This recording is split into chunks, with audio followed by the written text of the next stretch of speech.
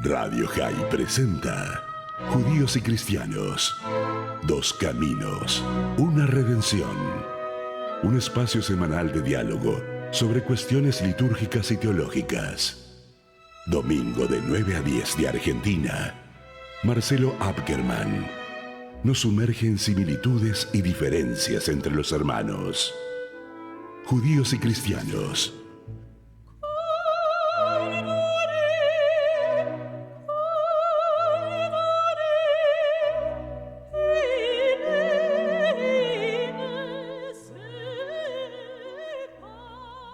Hola, Shalom.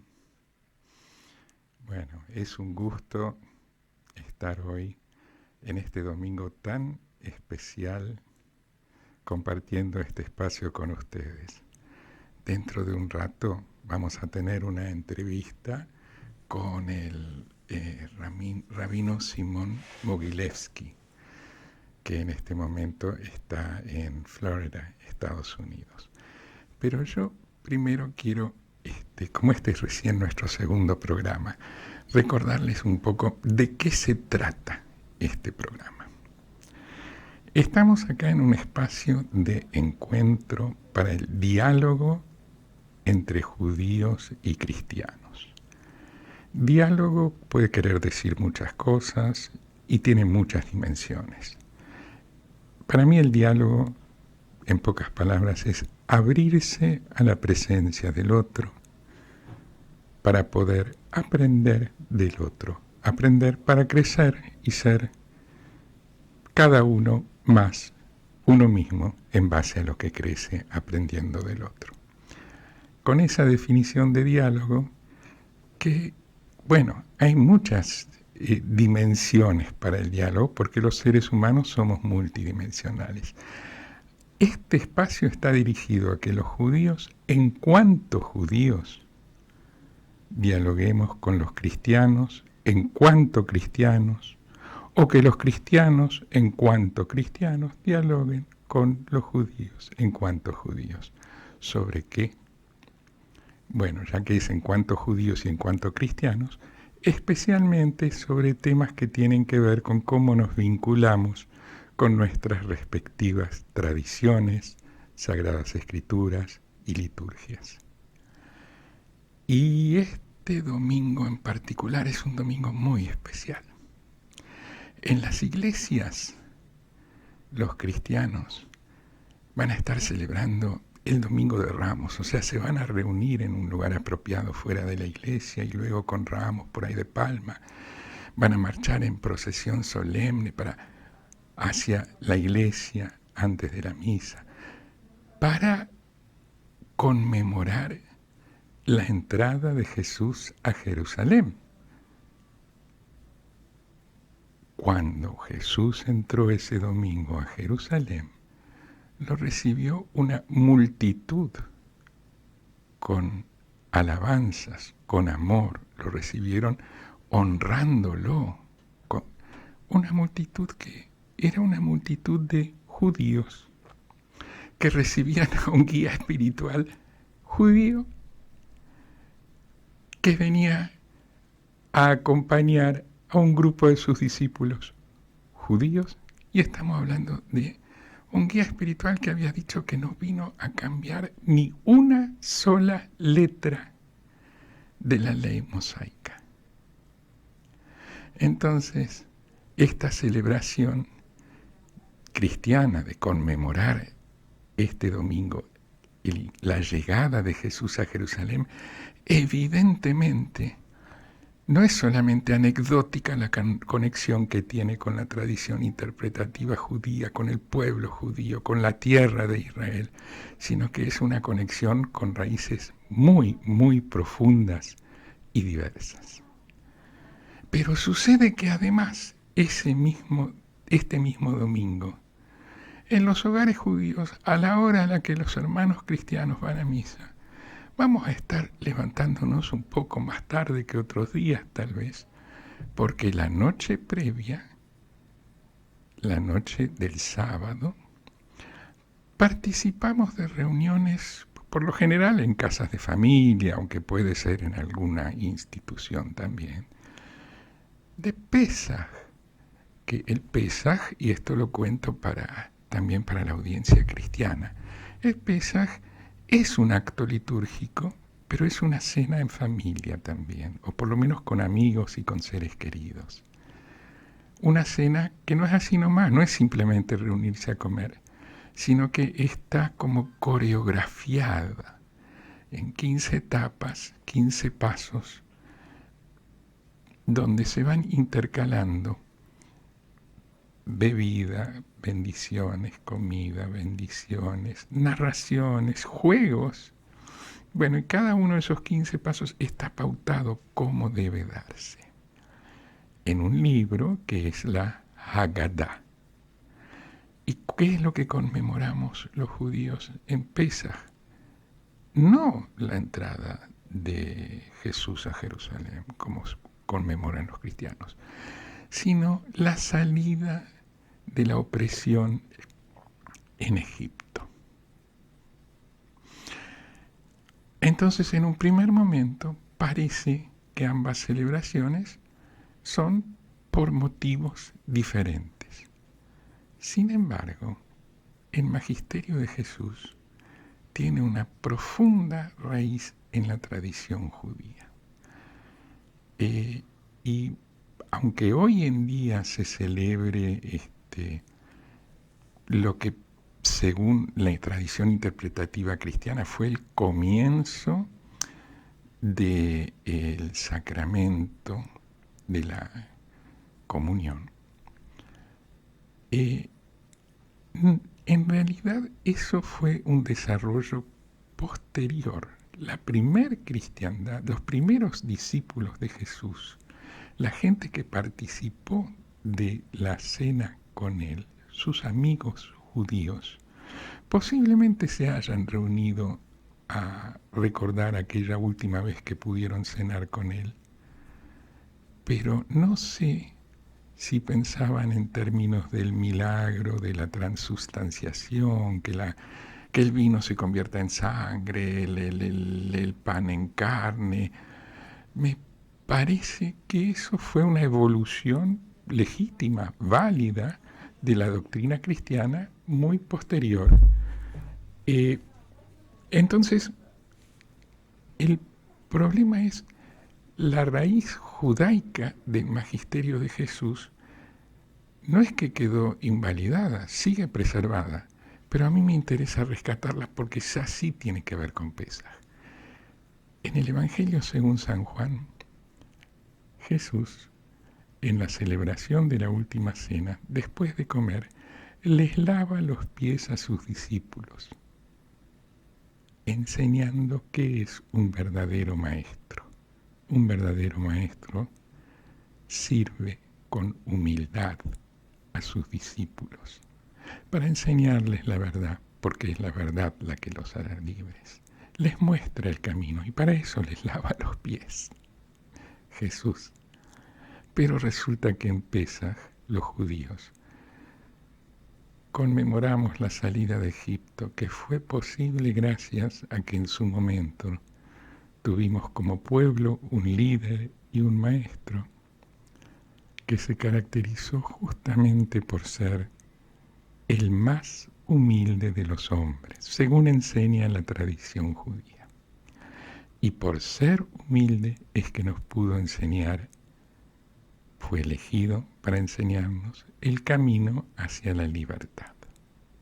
Y aquí es donde las dos tradiciones se unen, aunque lo que se conmemore sean eventos diferentes. ¿Y cómo se vincula la humildad con la enseñanza de la libertad?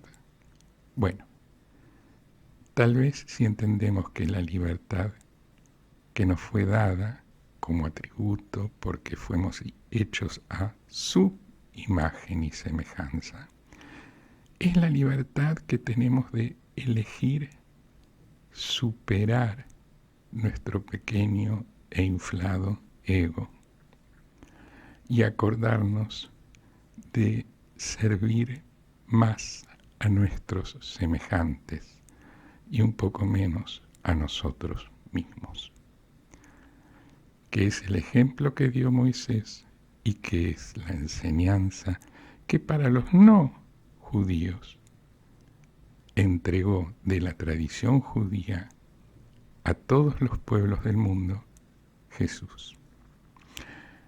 Bueno, para mí es así y por eso comparto con ustedes esta reflexión. Y ahora, además de desearles a todos feliz Pascua a los cristianos y Hag Sameach, Hag Pesach Sameach a los judíos, creo que estamos listos para dentro de un momento comunicarnos con el rabino Simón Mogilevsky, que como dije, ahora está residiendo en Estados Unidos, pero tuvo una larguísima trayectoria tanto aquí en Buenos Aires como en Curitiba, Brasil. Aquí en Buenos Aires durante años ha sido el director del Museo Judío de Buenos Aires, que está adjunto a la Sinagoga de la Calle Libertad, sobre la Calle Libertad a metros de la Avenida Córdoba. Y ha formado a generaciones de discípulos el rabino Mogilevsky, con los cuales se sigue comunicando, incluso ahora ya jubilado desde Estados Unidos. Y aprovechando su generosidad es entonces que quiero saludarlo, rabino, y darle la bienvenida en este espacio. Hola.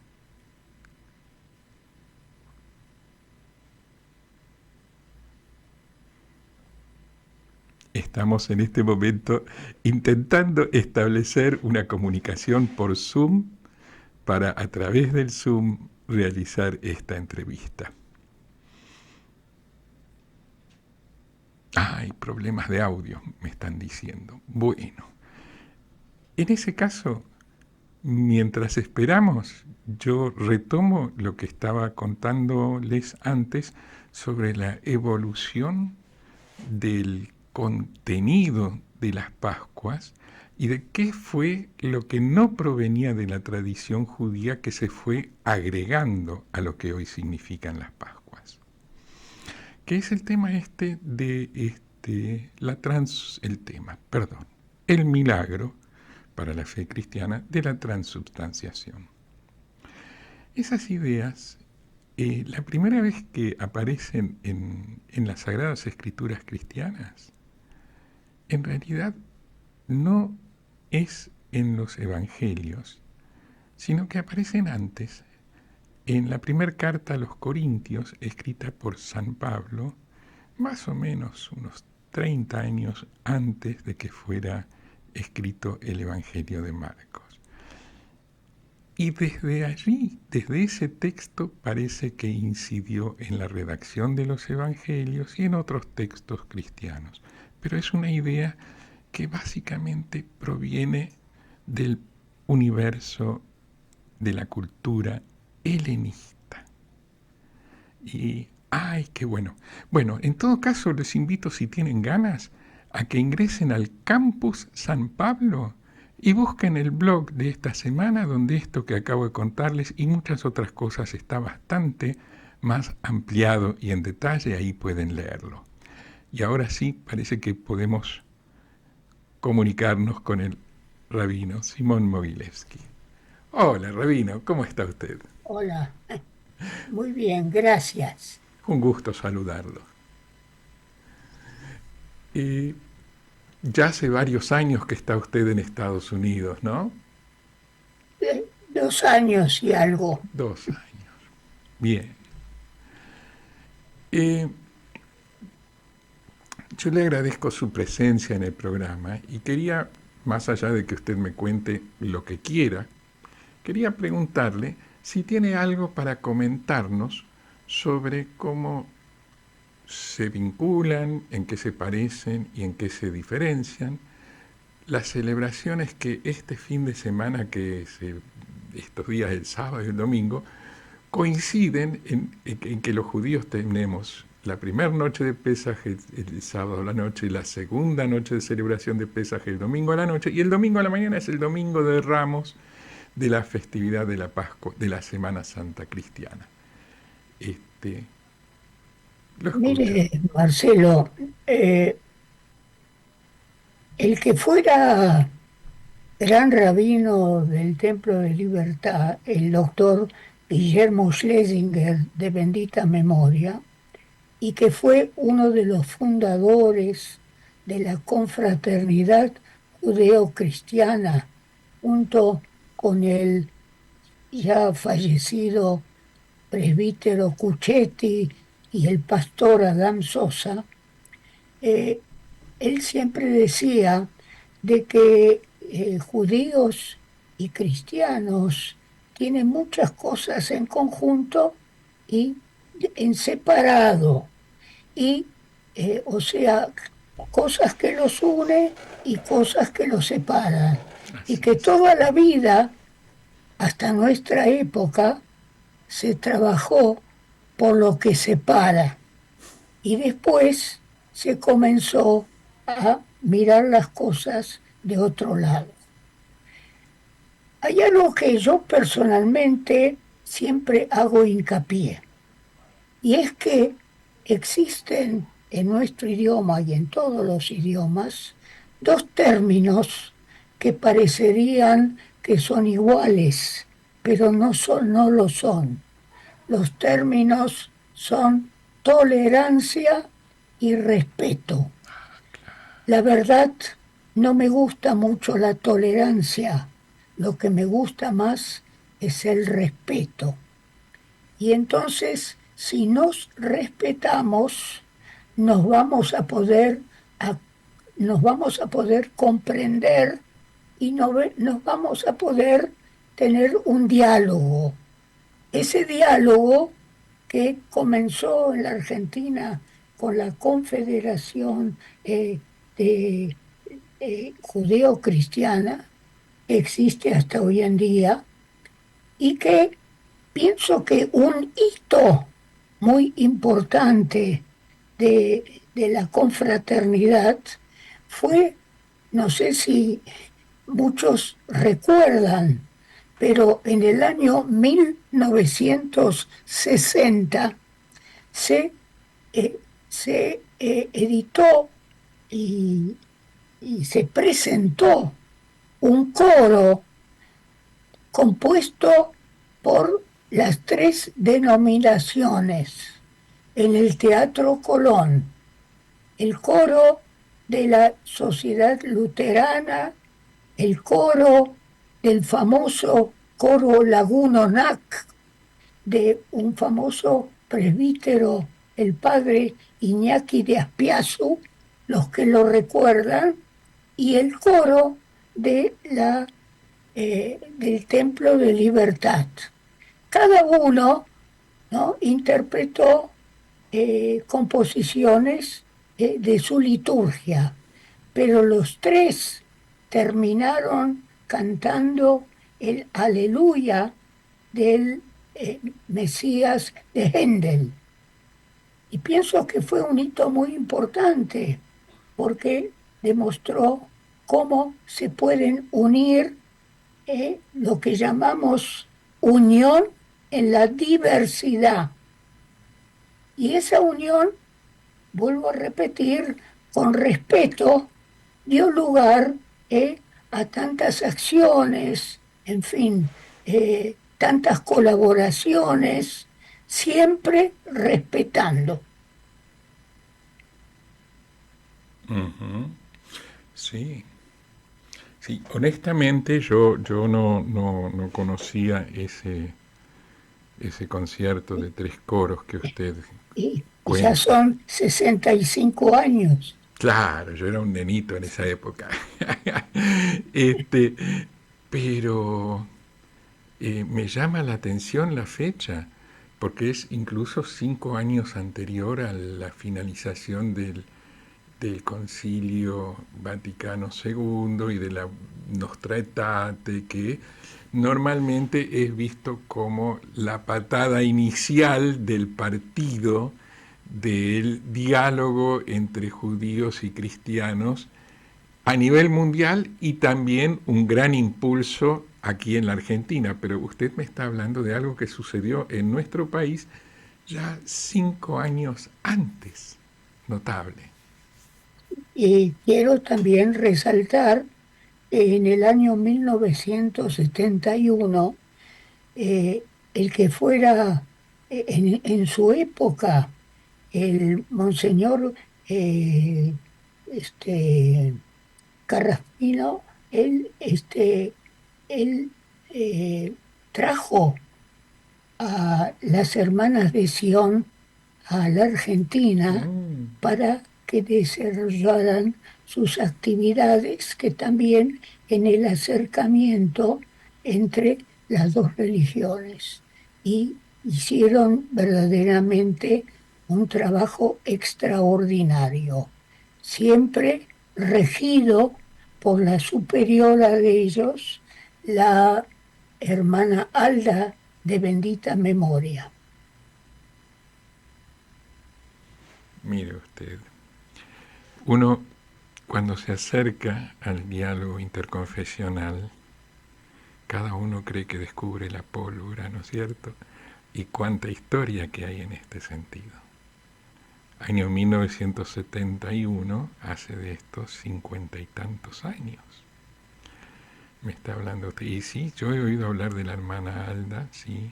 Por favor, un poco más alto. ¿Cómo no? Que sí, que he oído hablar de la hermana Alda y sobre todo de las hermanas de Sion, que justamente la semana pasada, en el primer programa, tuvimos el enorme gusto, el honor de que el profesor José D'Amico, que representa a las hermanas de Sion, nos acompañara y nos brindara una entrevista, ¿no? Y entiendo la distinción que hace usted entre ser tolerado y ser respetado, y honestamente estoy totalmente de acuerdo con usted. A mí que me toleren no me hace sentir a gusto. Que me respeten me invita a respetar, porque nobleza obliga además. Y entonces eso abre la puerta al diálogo, como dijo usted, y a conocernos, y al conocernos por ahí a valorar cosas de la tradición del otro para crecer dentro de nuestra tradición. Pero, ¿qué es lo que hace falta? Y esto que le planteo es una pregunta. ¿Cómo se hace para transitar del ser tolerado a ser respetado? Y del tolerar al otro a respetarlo. Como ser humano, hablo los judíos en cuanto judíos, los cristianos en cuanto cristianos, ¿no? ¿Cómo se llega a dar ese paso? Bueno, yo pienso que ante todo, que cada uno tiene que ser constante y límpido en cuanto a su forma de ser, a su fe, ¿no? Y a los valores que caracterizan su fe. Y los valores que caracterizan su fe, sobre todo en el judaísmo, lo que es importante no es tanto la fe es importante, eso es obvio, pero en el judaísmo lo que también es importante es la acción, ¿eh? O sea, no es solamente ser, sino también hacer. Y eso también se puede trasladar al otro lado, porque en todas las religiones siempre existe una base moral, una base justamente de respeto, y que si nosotros cumplimos cada uno con lo suyo, somos un ejemplo a los demás. Aparte, como bien usted lo, lo, lo muestra, ¿no? el conocer los contenidos de los libros sagrados, de la cultura, de la moral, ¿no? Todo eso también incide en que vaya comprendiendo qué es lo que pasa con el otro, que es muy importante. Me viene a la mente, escuchándolo, cuando usted dice, bueno, pero en el caso de los judíos, además de la fe, está la acción. Sin duda que del lado cristiano habrá gente que opine que para los cristianos también, además de la fe, es importante la acción. Por ejemplo, me viene a la mente un dicho cristiano, perdón, ¿no? Que es a Dios rezando y con el mazo dando. Ahora bien, a mí me viene a la mente al escuchar que usted hace esta distinción, una reflexión que se la escuché alguna vez a un querido amigo, el doctor Paul Varsavsky, de larga trayectoria en el diálogo interconfesional. Es verdad, sí. Y Paul Varsavsky me explicó que hay un problema en el encuentro para el diálogo entre judíos y cristianos que tiene que ver con una asimetría demográfica. Y el problema es el siguiente. Los judíos somos 15, 20, X millones y estamos luchando para poder tener nuestro país, para que, por ejemplo, sean liberados los rehenes que todavía están rehenes, los secuestrados que todavía están en poder de Hamas. Y necesitamos, en fin, es una cuestión existencial que en ciertos espacios nos respeten. Para los cristianos que se acercan al diálogo con judíos, muchas veces lo que buscan son más de 1.000 millones y no tienen ninguna necesidad política existencial de trabajar con los judíos, pero sí buscan iluminación a las raíces judías de su espiritualidad.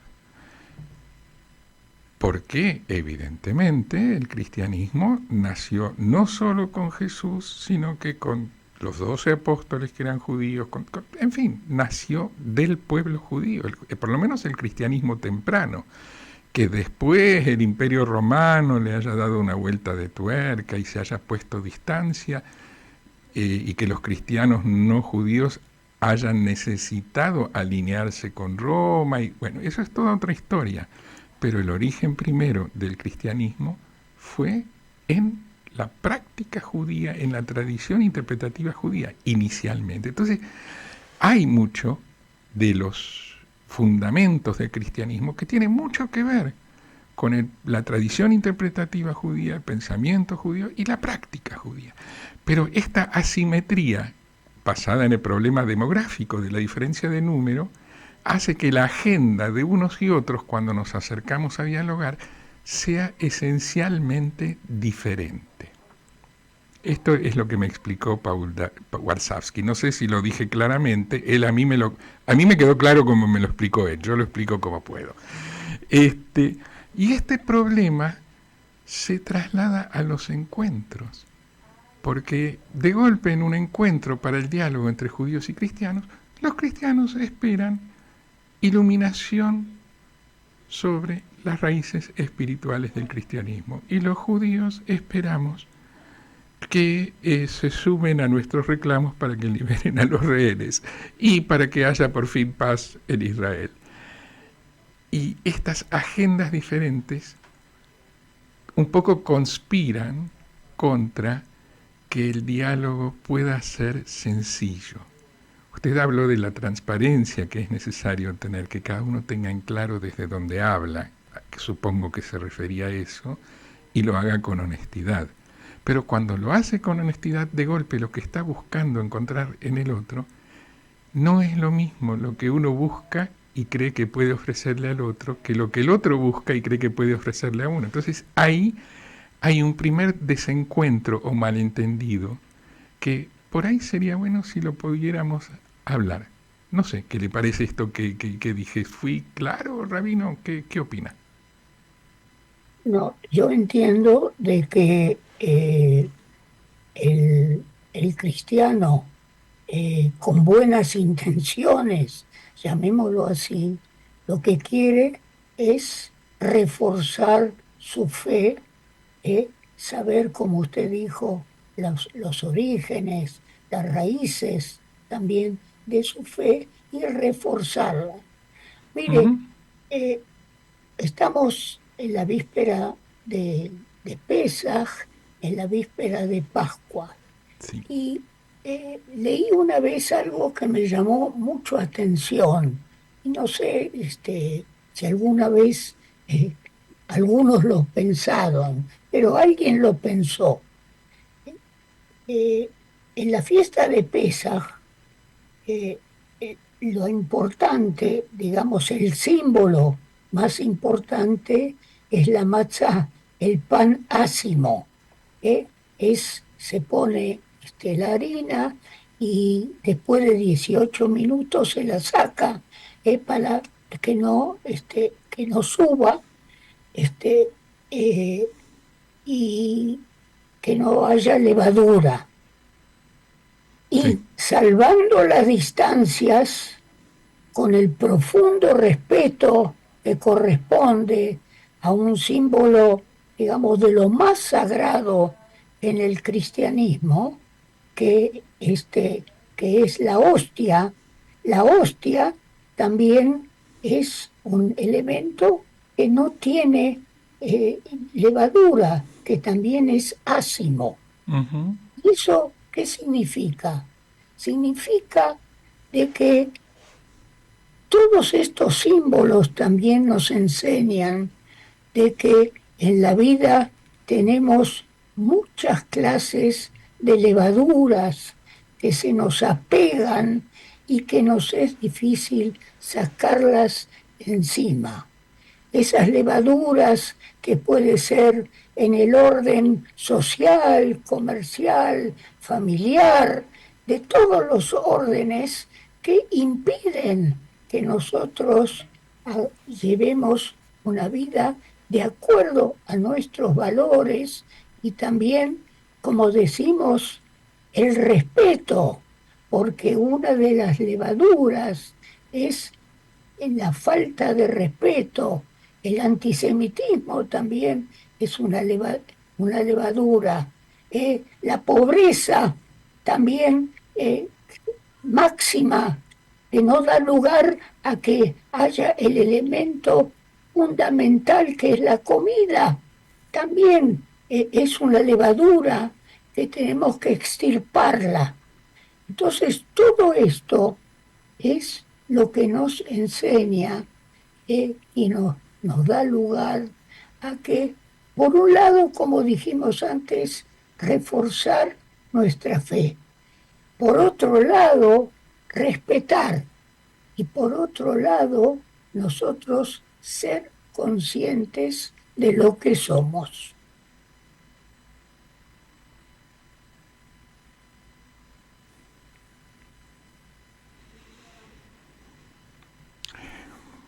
Me quedé en silencio, aunque tengo en claro que estoy en un programa de radio, porque hay cosas que necesitan de un cierto tiempo para sedimentar ideas, ¿no?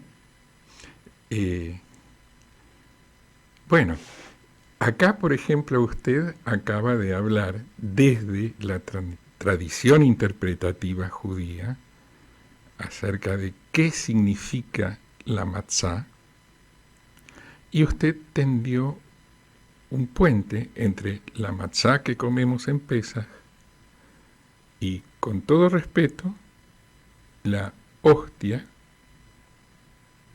que, además del significado propio que tiene para el creyente cristiano, que es muy respetable, tiene una memoria de la matzá. Y entonces la interpretación que usted hace de cómo interpretamos en la tradición interpretativa judía que consumimos matzá, puede servirle a un cristiano que quiera profundizar en las raíces de su fe. Ahí tiene concretamente, en lo que usted me respondió muy bien, un ejemplo de en qué sentido un cristiano puede encontrar alimento para su espiritualidad en conocer un poco más la tradición interpretativa judía. Y se lo agradezco. Es un ejemplo claro. El problema que yo planteé, por ahí es un poco más difícil de resolver, que es cómo explicarle a un interlocutor cristiano que entiendo que esto es lo que le interese, pero que en la práctica judía la fe es importante, pero la acción también, y que entonces hay cuestiones existenciales para el pueblo judío que estamos buscando, no por desprecio de la espiritualidad o de la fe del otro, sino que porque hay de por medio una necesidad existencial. Y esto a mí me parece, esta es una inquietud personal mía, Rabino, que quiero conversar con usted aquí en público. Esta problemática de la asimetría, de las agendas diferentes, es difícil a veces explicársela como judío a un interlocutor cristiano. ¿Se le ocurre alguna manera de plantearle a un cristiano que viene en son de paz, con ganas de abrirse al diálogo con un judío, porque busca conocer cosas como las que usted acaba de exponer? ¿Cómo explicarle que eso es muy importante y lo valoramos, pero que además los judíos tenemos otras cuestiones que también nos importan y que no tienen que ver con la interpretación del sentido espiritual de un rito, sino que tienen que ver con cosas que uno podría denominar más políticas que religiosas, porque tienen que ver con necesidades concretas, materiales, existenciales para el pueblo judío o para el Estado de Israel. Entonces, ¿cómo se pueden, por ejemplo, qué sé yo, digo algo? ¿Por qué después de 1965 y de Nostra Aetate el Vaticano no abrió una embajada en Jerusalén? Por decir algo. ¿Entiende? Ese tipo de cuestiones que para la mayoría de los interlocutores cristianos son, no, pero eso es política y no tiene nada que ver con la espiritualidad. ¿Cómo se hace para explicarle a un interlocutor cristiano que desde el punto de vista judío sí tiene que ver? ¿Se le ocurre algo o es demasiado complicada mi pregunta? Mire, Marcelo, nosotros estamos hablando desde el punto de vista de la fe. Sí, Y la fe no se compra ni se vende, es algo muy particular de cada uno. Y yo al comienzo había hablado de aquello que los une, que nos separa, etcétera. Pero voy a dar un ejemplo. Por lo general, en el cristianismo siempre también se hace hincapié de que el- los evangelios preconizan el amarás a tu prójimo como a ti mismo, ¿no? El evangelio. Pero resulta que el amarás a tu prójimo como a ti mismo está por primera vez en el Levítico capítulo 19, versículo 18. Eso no quiere decir de que nos tengamos que vanagloriar que nosotros somos los primeros, no, sino que significa que podemos compartirlo, desmenuzarlo y verlo cómo nosotros nos dirigimos unos a otros, nos comprendemos unos a otros. En cuanto a lo que usted dice, en cuanto a las cuestiones políticas, en fin, sociales que están involucradas en todo eso, eso también es cuestión de la de la época, es, es cuestión de hasta qué punto uno está dispuesto no solo a aceptar, sino a darse cuenta que verdaderamente hay cosas de que estuvo equivocado en apreciar y que no son, no solamente como él pensaba, sino que le enseñaban, ¿no? Este, eh, no sé si usted se acuerda de un famoso pensador judío, Jules Isaac, que fue aquel que era amigo del Papa Juan Juan 23. XXIII, llamado el Bueno, ¿no? Este, y que según dicen, él influenció para la encíclica Nostra Aetate. Entonces, él escribió un libro muy interesante que se llama La enseñanza del desprecio, ¿no? Cómo hasta hoy en día, en todos los órdenes, ¿no? Cómo se enseña y se inculca el odio, la animadversión a los demás. Sí. Sí, fue Jules Isaac el que le dijo a Juan 23, cuando Juan 23 le preguntó, ¿qué espera usted que haga? El que le contestó, cese la enseñanza del desprecio.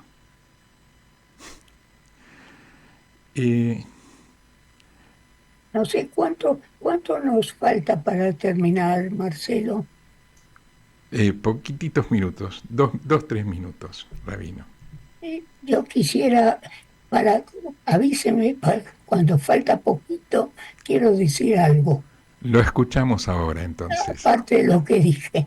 ¿Cómo no? Lo escuchamos. No, quería decir una antigua anécdota, ¿no?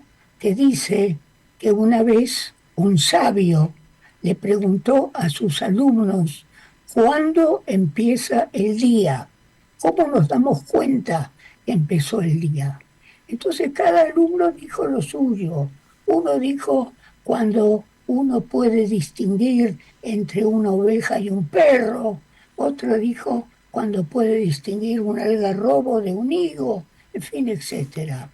Y el sabio, el maestro, dijo, para mí el día empieza cuando ves en cada ser humano a tu hermano.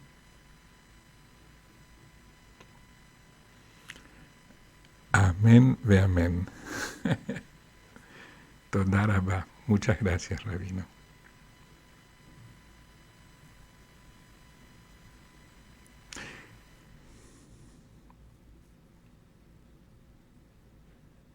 Como dije antes, hay cosas que necesitan un tiempito para poder sedimentar, ¿no? Por ejemplo, esto que nos decía el rabino acerca de que en el libro de Levítico está la enseñanza, amarás a tu semejante. Prefiero la palabra semejante más que prójimo, no es porque esté al lado, es porque es como yo. Amarás a tu semejante como a ti mismo. Esa frase no es para vanagloriarse los judíos de que la dijeron antes. Jesús era judío, la tomó de la tradición judía. Bien, pero la importancia que tiene esa frase en el magisterio de Jesús es la misma importancia que también tiene en la tradición judía. Fíjense, lo más esencial de las Sagradas Escrituras judías son los 5 primeros libros, el así llamado Humash, ¿no? Que va Génesis, Éxodo, Levítico, Números, Deuteronomio. Ahora bien, de los 5 libros, el libro que está en el medio es Levítico. Y el versículo que acaba de mencionar el rabino está en el medio de Levítico. O sea que el centro, el núcleo, la médula de la enseñanza de la Torá, porque la Torá es eso, es enseñanza, es: ama a tu semejante como a ti mismo. Y una manera de amar al semejante es desearle de todo corazón que pueda disfrutar de las festividades de su tradición con alegría, en paz, bien y con sus seres queridos. Y ese es, estoy seguro que es también el deseo del rabino Simón Mogileski, pero lo voy a decir simplemente desde mí, porque me toca a mí hablar ahora. Es mi deseo tanto para los hermanos cristianos como para mis hermanos judíos. Hag Pesach Sameach, que quiere decir feliz fiesta de Pesach, y todavía no corresponde exactamente, pero ya es la Semana Santa, así que feliz Semana Santa. Y hasta el próximo programa, y Shalom, Shalom.